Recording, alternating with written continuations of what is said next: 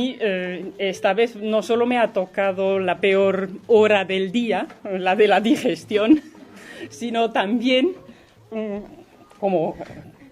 para compensarlo tal vez, el título más bonito de todo el curso, la lengua sefardí en su plenitud. Parece que el título también es el más enigmático de todo el curso por los comentarios que se me han hecho.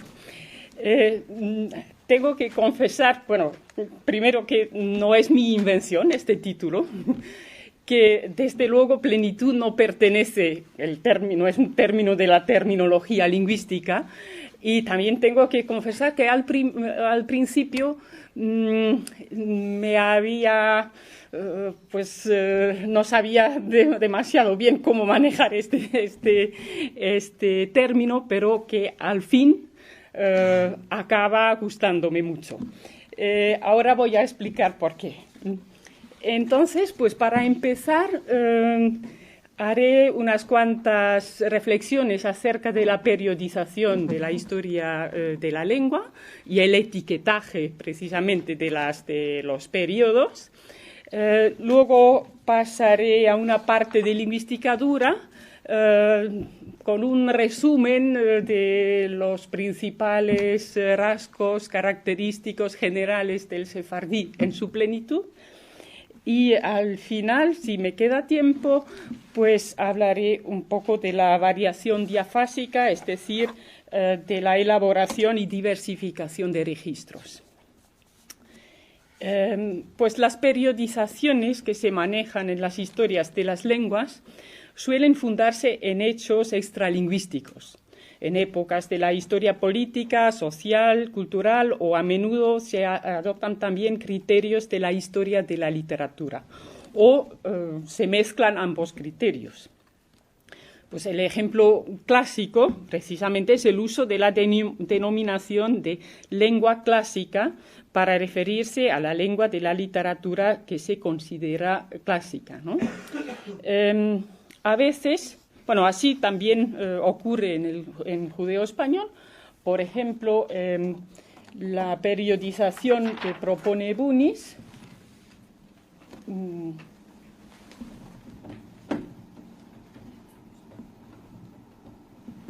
bueno, no sé si se ve muy bien.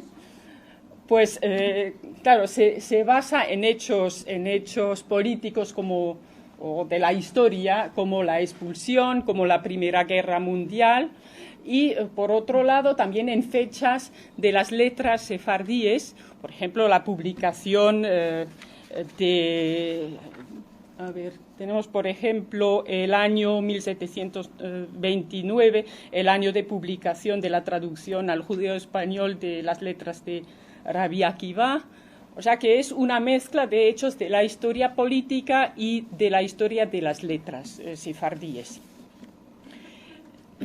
Las periodizaciones del sefardí más corrientes entre hispanistas suelen distinguir el español clásico, pues el del siglo de oro de las letras sefardíes, y el judeo-español moderno, denominado también neo-judeo-español, por Elena Romero, por ejemplo, en alguna ocasión, o judeo-frañol, por Cefija.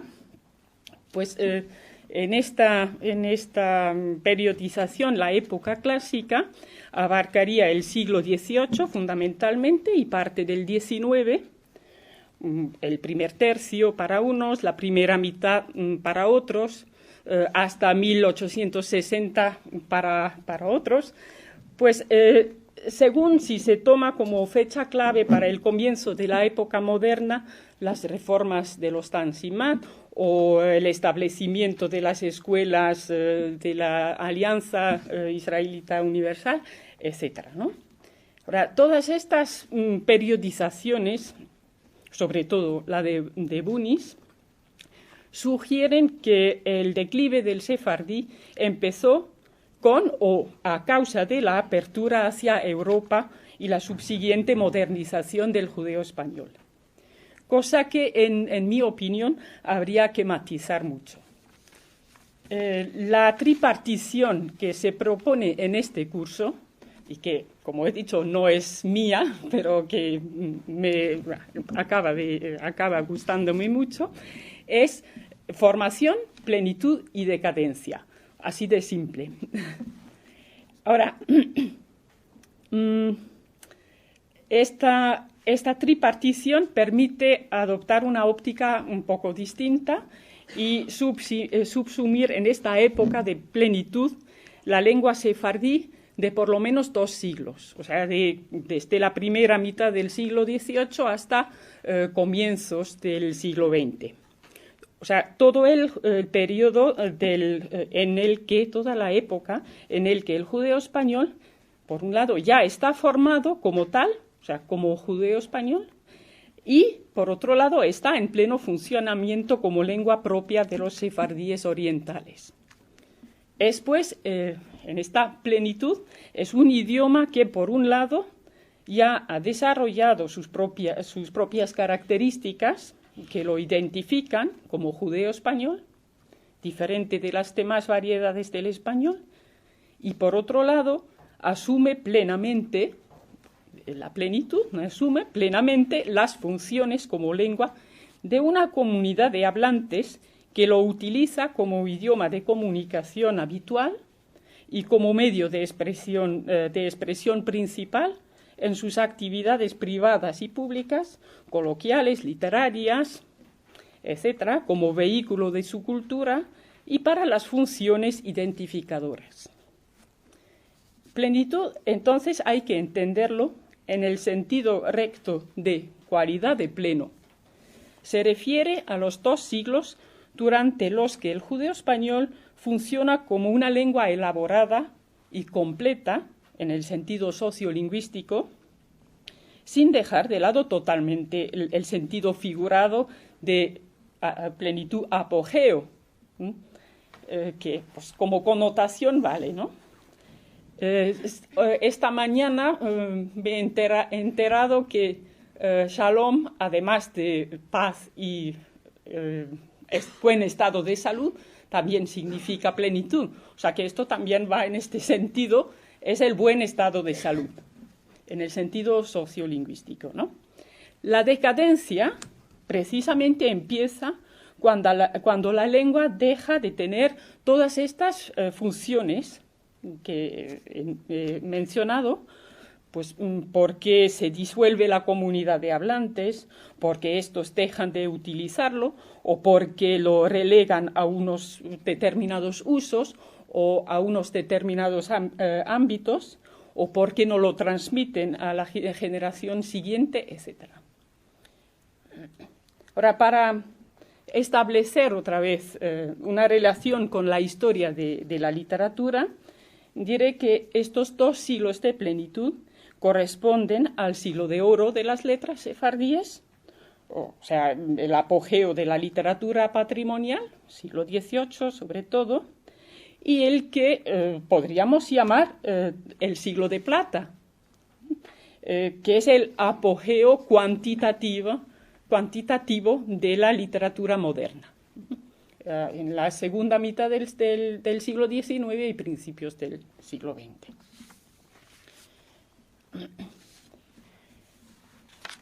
Voy a cortar un poco y pues tal vez pasamos al texto que tienen sí en la hoja, el primer texto.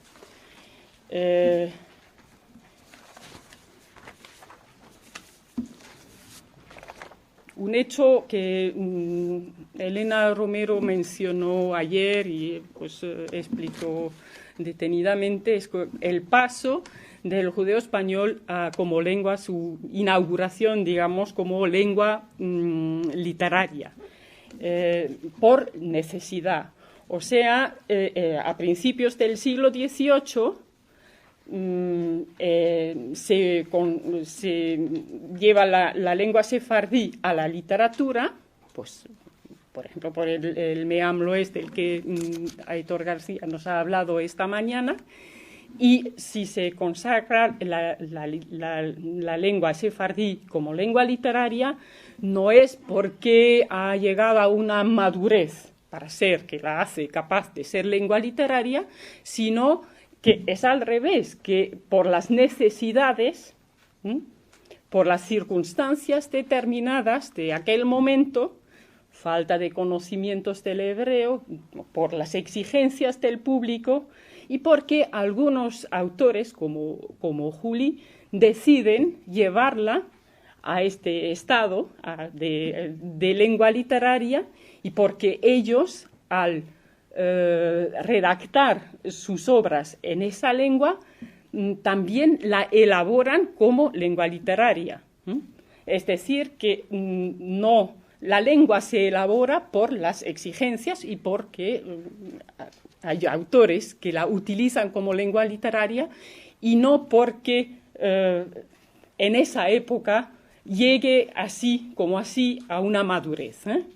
Creo que es muy importante distinguir estas dos perspectivas. Pues en el texto 1 os he copiado el fragmento muy conocido de antología del prefacio del Meam Loes de Juli, donde precisamente dice explica por qué escribe el Meam Loes en ladino, en judeo español, ¿no? Y dice que, pues, siendo no entienden la Shona Kodesh, o sea, que no entienden hebreo, y afilú, los que saben los verbos, no entienden lo que quitan por la boca. Y de día en día se va apocando el meldar y olvidándose la ley de la gente y los rillos del judaísmo. Y porque la gente ya no entiende el hebreo, él se ve obligado, tiene la intención de escribir para el pueblo. Y más adelante, también dice que el ladino del siglo XVI, los modos de hablas españolas, que para la gente de estas partes de Turquía y Anadol y Arabistán son muy caras y cerradas, y así los más de la gente están sin meldar ninguna lección. Ubifrat, el libro que hizo el Rabini Moshe Almosnino, que se llama Regimiento de la Vida, que es un libro muy lúcido, pero sus hablas son muy cerradas. Por todos estos casos, coptició mi alma de ingeniar un remedio bueno y contenable para el Hamon Aham, el común del pueblo, ¿no? Y declarar el Arba Veesrim en ladino. Vemos entonces estos dos aspectos. Por un lado, la necesidad por la falta de conocimientos de hebreo.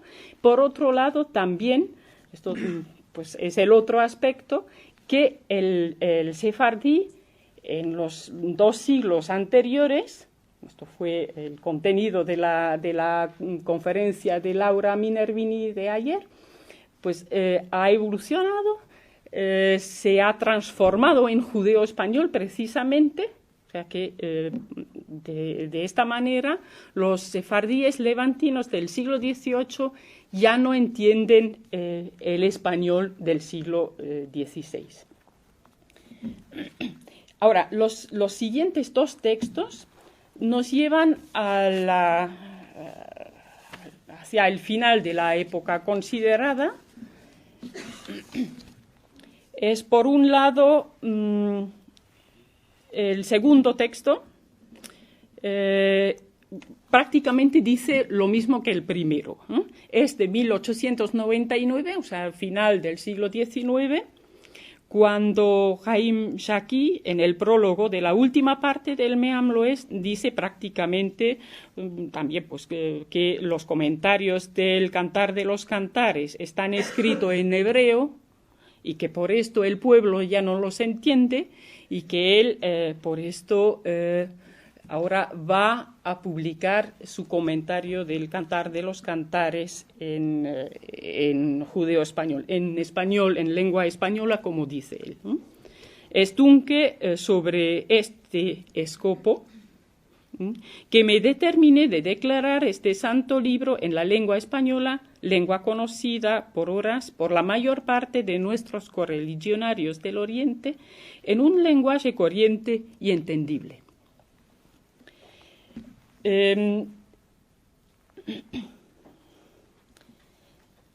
Paso al tercer texto, que es muy distinto.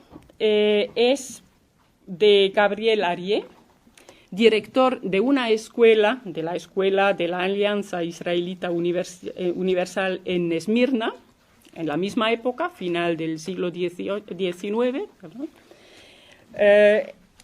Recordar que la Alianza Israelita Universal es precisamente esa institución que a través de una red de escuelas quiere transmitir a los sefardíes de Oriente la cultura, la civilización y la lengua francesas. Y aquí pues es el comienzo de una conferencia de Gabriel Arié ante antiguos alumnos, exalumnos de esta escuela. Dice: señores y señoras, las conferencias que fueran hechas el año pasado delante de vosotros, aunque en lengua francesa, fueron entendidas de la mayor parte de los que vinieron a sentirlas. Todavía, o sea, no obstante, el comitato de la Sociedad de Viejos Elevos pensó que no sería negro de prevar a hacer una conferencia en lengua española, que es la más familiar a muchos de nosotros que la lengua francesa. Ahora, yo creo que si un director de una escuela de la Alianza Israelita Universal se ve en la situación de dar una conferencia en español, porque creo que ha habido gente precisamente que decían que no entendían bien el francés, por eso se decide a hacer su charla en español. Pues esto muestra también que en esa época, desde luego, sigue el judeo español en su plenitud, ¿no? Porque él luego continúa: después de haberme dado este chico estudio, nosotros vos te mandaremos cuál vos place mejor. Si la mayoría prefiera el francés, nosotros revendremos al francés. Si queréis que continuemos en español, nosotros nos conformaremos a vuestro gusto. Nuestro escopo, nuestro objetivo, ¿no?, siendo de ser sentidos y entendidos del más grande número posible de auditores, la cuestión de lengua nos es indiferente. Es a vosotros de decirnos cuál lo preferáis. Es decir, que pues el publicista, el periodista, el conferenciante que quiere llegar a un público, pues cuanto mayor mejor, pues a la hora de decidir en qué lengua va a escribir o hablar, pues en esta ocasión prefiere el español. Pues el texto siguiente, muy pequeñito, pues va también en esta dirección, es el texto 4. Pues es simplemente un anuncio que buscan un contable que conozca la contabilidad en partida dupla en lengua judeo-español. Pues, bueno, es una banalidad, pero precisamente algo tan banal como la utilidad profesional de una lengua muestra que es lo imprescindible. Esta banalidad es lo imprescindible para la vitalidad de la lengua. Es decir, es una banalidad cuando existe, cuando es así, pero es fatal cuando deja de ser así. Es decir, en el momento que deja de ser útil la lengua para la vida profesional o para otros ámbitos, pues precisamente deja de ser banal este hecho.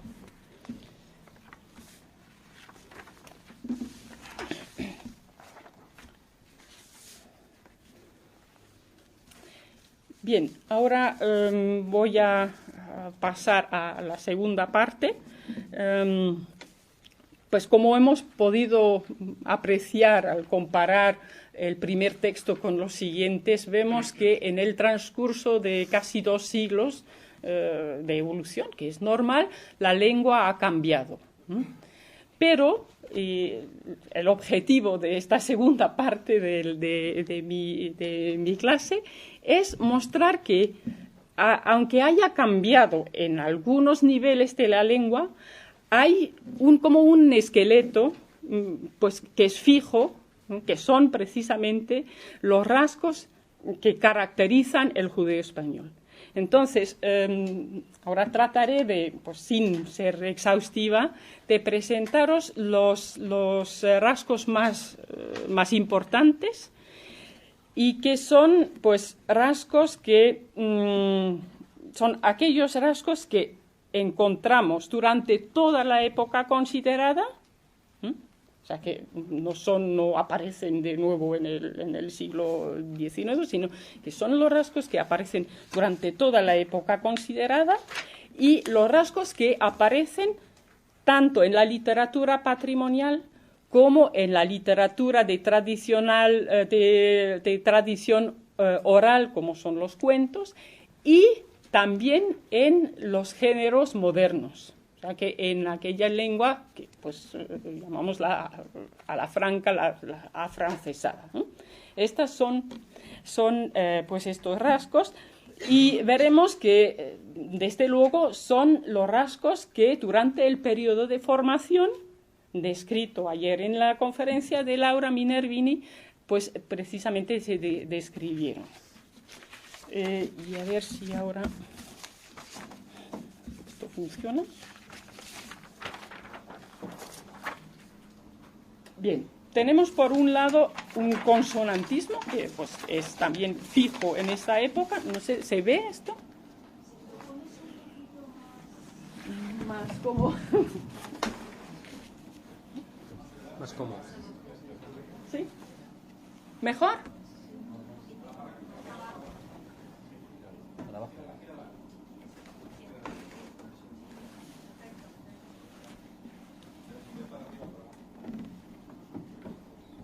No sé. ¿Sí? Bueno.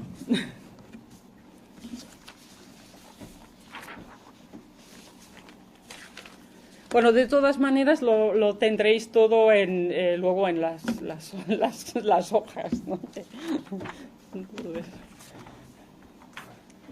Bien, pues consonantismo, pues para abreviar diré solo que cosas muy archiconocidas como la neutralización de las vibrantes, como la conservación de la oposición entre la B oclusiva y la B fricativa, como la conservación de las sibilantes sonoras.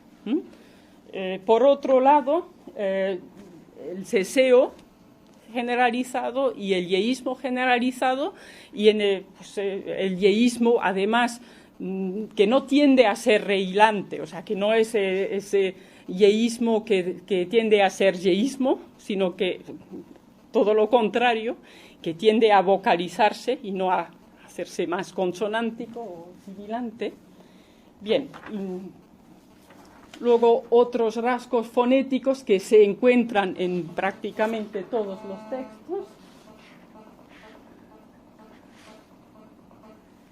¿Qué es esto?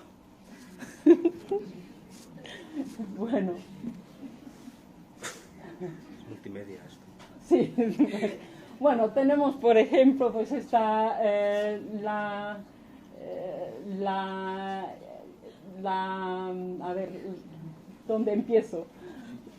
La labialización del inicio nue, el nuestro, por ejemplo. Tenemos esto también muy, muy típico, el refuerzo articulatorio del diptongo hue. Esto va desde ejemplos que también se encuentran en España, como huerto, hueso, pasando por vuestro en vez de vuestro, o bueno en vez de bueno, que pues también es conocido dialectalmente, hasta también el refuerzo, epéntesis de un elemento fricativo en el nexo sue, o sea, la esfuegra, que pues la esbuegra, es fuegra, la suegra, ¿no? Tenemos la consonantización de la U implosiva en kavza, kavzo, devda, etc. Tenemos la palatalización de la S ante K. Tenemos pues, la propensión a la metátesis, como en prove, presona, y que es prácticamente general en el grupo de R, tadre, pedrer, etc. Tenemos la hipodiptongación y la hiperdiptongación, etc. Pues no voy a entrar más en detalles, ¿no? Que paso también a mostraros unos ejemplos de la morfología y sintaxis.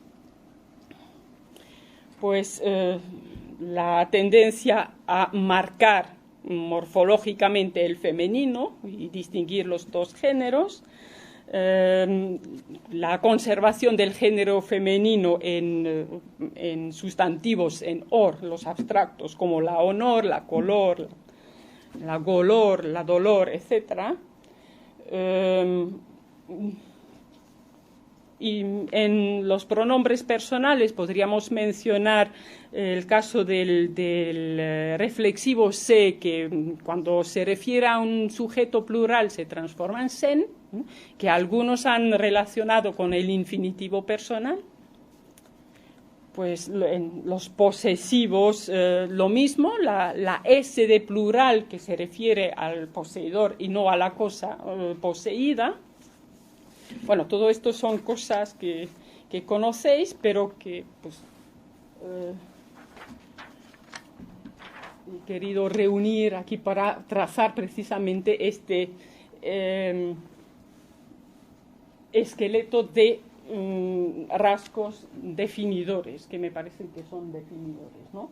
Luego tenemos en la morfología verbal las desinencias verbales de la segunda plural en todos los tiempos y modos en palatal, en sh, ¿no? Cantash, cantarás, etc.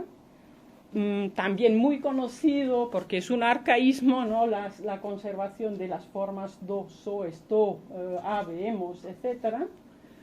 En los futuros tenemos un polimorfismo muy acusado. Tenemos desde las formas con metátesis, como son frecuentes en español medieval, hasta formas hiperregulares, basados directamente en el infinitivo, como tenere o pueder, puedere. También en la sintaxis, esto también es general pues, en toda la época, que el futuro tiene unos usos que no tiene en el español estándar, pues por ejemplo en las condicionales, en relativas, en temporales, donde el español estándar emplearía el presente de indicativo o de subjuntivo. Pues tenemos en el perifrástico la presencia o la ausencia de la preposición, pues, etcétera. Ahora, para resumir un poco, para pues, trazar una línea roja, un hilo rojo en todo esto, pues me parece sintomático que pues, lo que es fijo son sobre todo el nivel fonológico-fonético, estas tendencias que son tendencias hispánicas, que en judeo-español se han generalizado. Por otro lado, tenemos también unas formas, la gramática, los paradigmas gramaticales que pues, se han reorganizado en parte. Aquí tenemos tanto en el nivel fonológico como en el fonético como en el gramatical, tenemos un equilibrio, a mi modo de ver, un equilibrio entre conservación, arcaísmo e innovación. Hay las dos cosas, desde luego siempre es relativo porque es la comparación con el español estándar, de manera que podríamos decir de la misma manera que respecto al judeo español, el español estándar mantiene un equilibrio entre arcaísmo y innovación, ¿no? Esto no quiere decir nada. El otro punto que quisiera subrayar es que lo que aquí casi no figura en esta lista, y no es por casualidad, es el léxico y es la sintaxis. Porque el léxico y la sintaxis, pues por un lado están más sometidos a los cambios por las exigencias comunicativas, por un lado, pero también por las modas, y por otro lado, la sintaxis depende mucho del registro. Y los registros, pues como veremos, dependen también de la influencia del estrato cultural, por ejemplo, al que están sometidos. Entonces, pues en esta parte más fija de los caracteres del judeo español, tenemos pocos rasgos sintácticos y léxicos. Tal vez muy brevemente sobre otro tópico, pues, aparte del arcaísmo, es el polimorfismo. A ver. Bueno, La luz. Bien, se ha afirmado que el judeo español es una lengua, un polimorfismo tremendo, que también se ha dicho que esto es porque el judeo español carecía de norma. Yo creo que hay que matizar también estas afirmaciones. Es cierto que el judeo español carecía de una norma en el sentido moderno de la política lingüística actual. Carecía de una entidad académica, desde luego, de los instrumentos correspondientes, como son un diccionario normativo, una gramática, una ortografía oficial, todo esto, ¿no? Pero, no obstante, precisamente durante esta época de plenitud, la lengua escrita, por lo menos, la lengua impresa, muestra hábitos lingüísticos bastante homogéneos, que se sobreponen claramente por encima de la variedad oral, ¿no? Que hay que suponer que sí existía.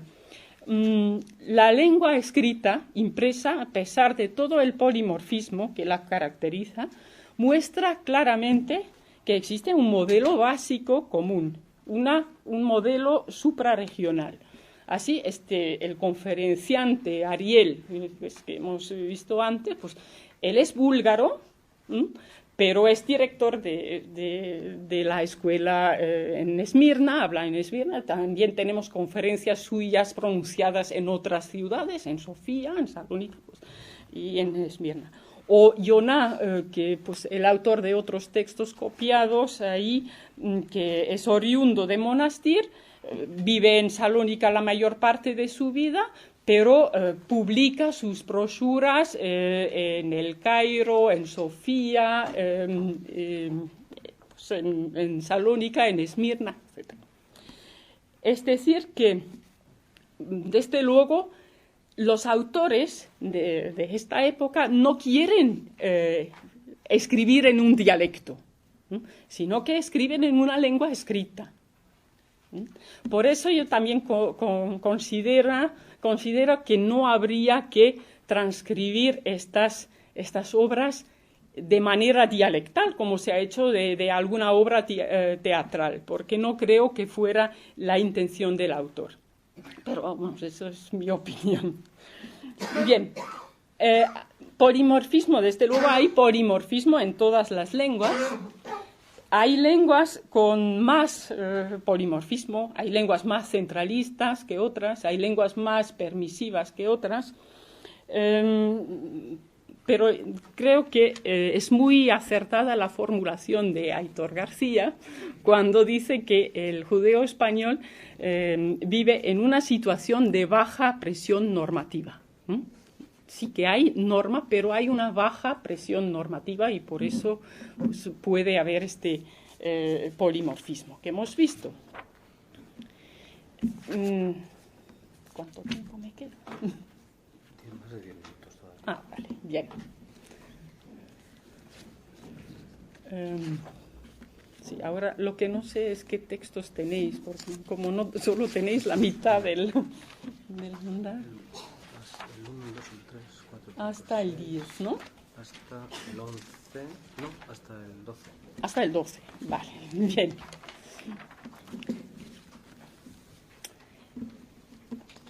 Bueno, entonces,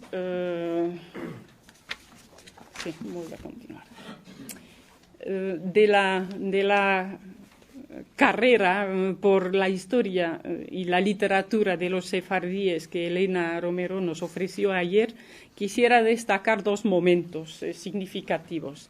La primera, desde luego, a principios del siglo XVIII, cuando el judeo español es consagrado como lengua literaria, y el segundo momento, a mediados del siglo XIX, cuando a raíz de las reformas y la apertura hacia el occidente, pues se moderniza la vida, pues, la vida cultural y social de los sefardíes, y cuando en la literatura se introdujeron y se propagaron géneros literarios hasta entonces desconocidas, como son el periodismo, por ejemplo, muy importante, o el teatro o la novela. Ambos cambios tienen consecuencias para la lengua, sobre todo para la sintaxis y aún más para el léxico. En el siglo XVIII, pues en ese momento se trató pues de elaborar un registro escrito literario, elaborar una sintaxis adecuada a la complejidad del contenido, y se trataba también de cubrir lagunas léxicas. Las fuentes para cubrir estas lagunas y para flexibilizar la sintaxis, pues, son, por un lado, desde luego, los mecanismos internos de los que dispone la lengua, y, por otro lado, en ese momento es el hebreo. Es la fuente principal para esta renovación y ampliación del judeo español. Esto quiere decir que al mismo tiempo que el judeo español amplía sus ámbitos de uso a detrimento del hebreo, el hebreo se convierte de alguna manera en fuente principal para la elaboración de esta lengua que le hace competencia, ¿no? Durante todo el periodo del que estoy hablando, el hebreo sigue acompañando al judeo español, esto gracias al bilingüismo, no de los lectores, sino de los autores. El hebreo pues, desempeña un papel primordial en este registro literario de la literatura patrimonial. Como ha señalado Hassan en varias ocasiones, existe una influencia hebrea, sintáctica, semántica, fraseológica, subyacente en la lengua de toda la literatura patrimonial. De ahí, pues muchos de la literatura patrimonial, de ahí pues del Meam Loess, por ejemplo, muchos hebraísmos pasan a formar parte del judeo español común, de manera indirecta, entonces. Ahora, para pasar al segundo momento del que he hablado, el momento de la occidentalización, también pues estamos en una situación paralela, digamos.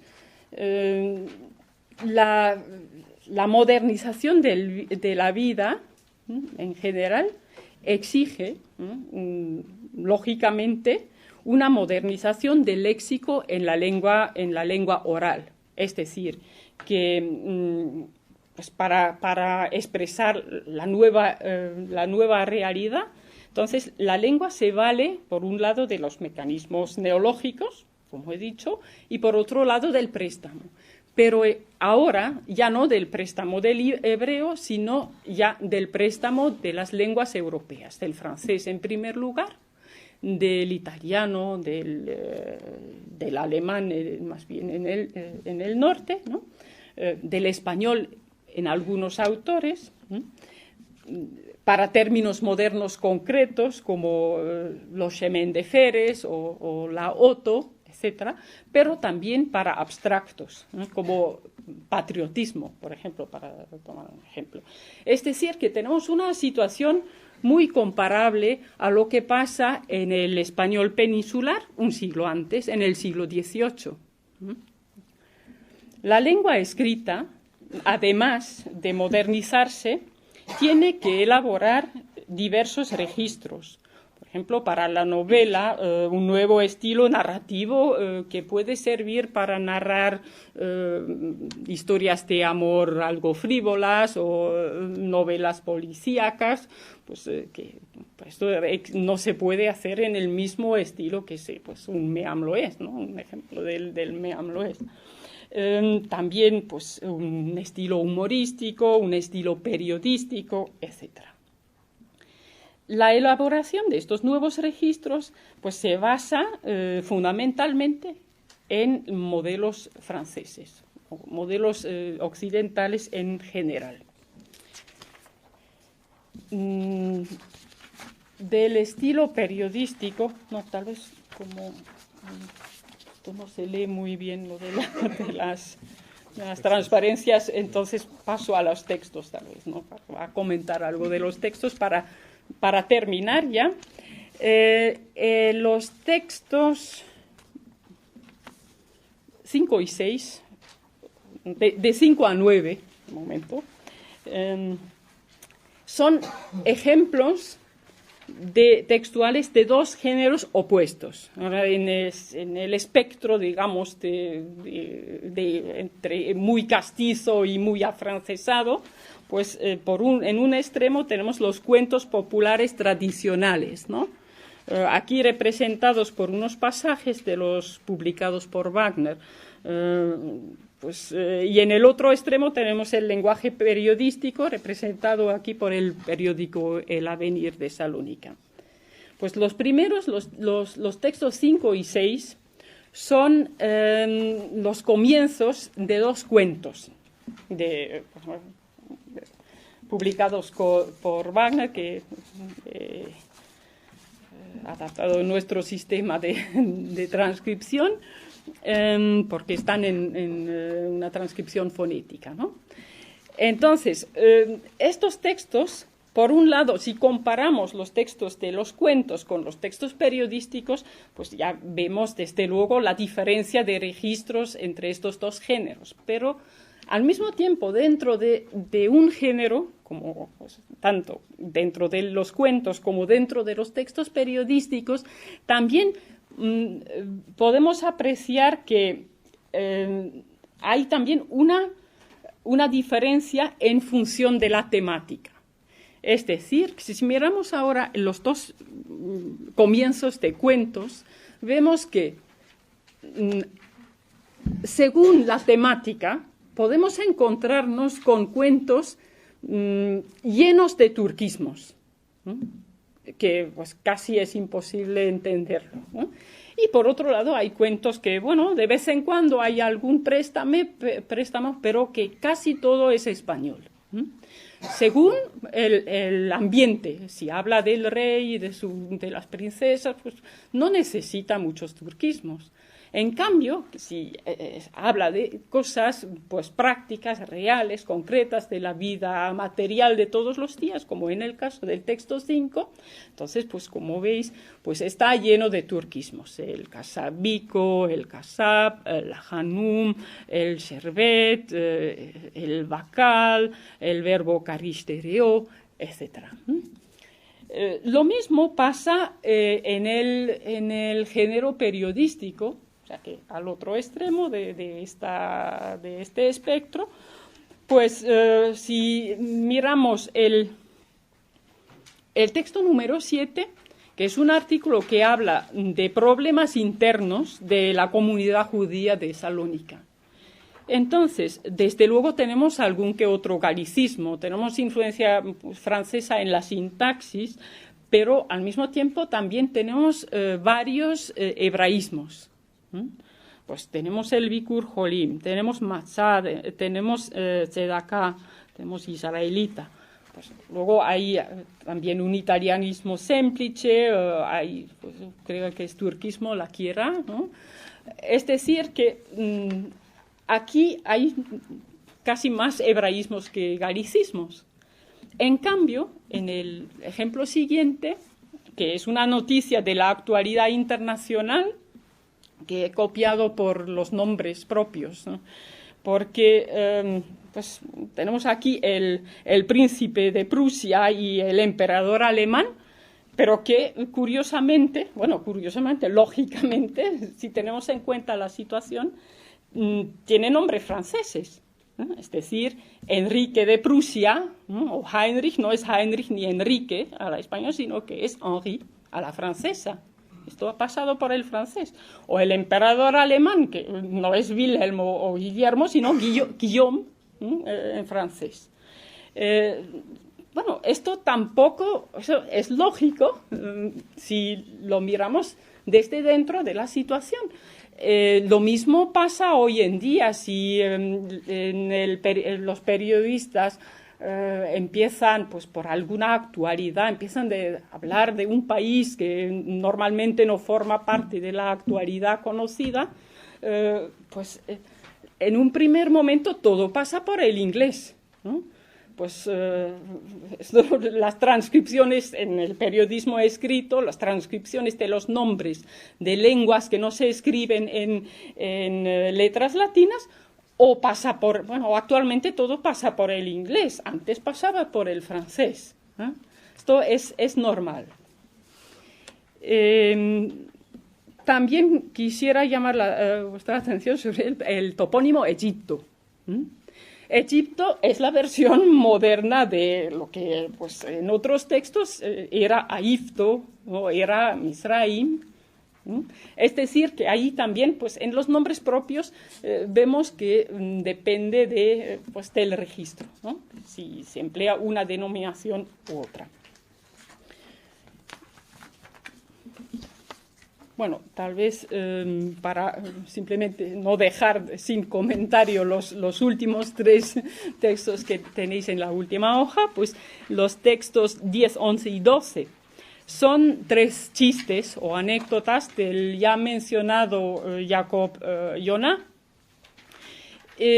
y que son pues 3 cuentecillos que se desarrollan en 3 ambientes totalmente diferentes. El primero en una pasticcería, el segundo en un manicomio o Timbarjane y el tercero en una casa judía. Y en función de este ambiente y de la temática, digamos, del chiste, pues abundan o los occidentalismos, o los turquismos, o los hebraísmos.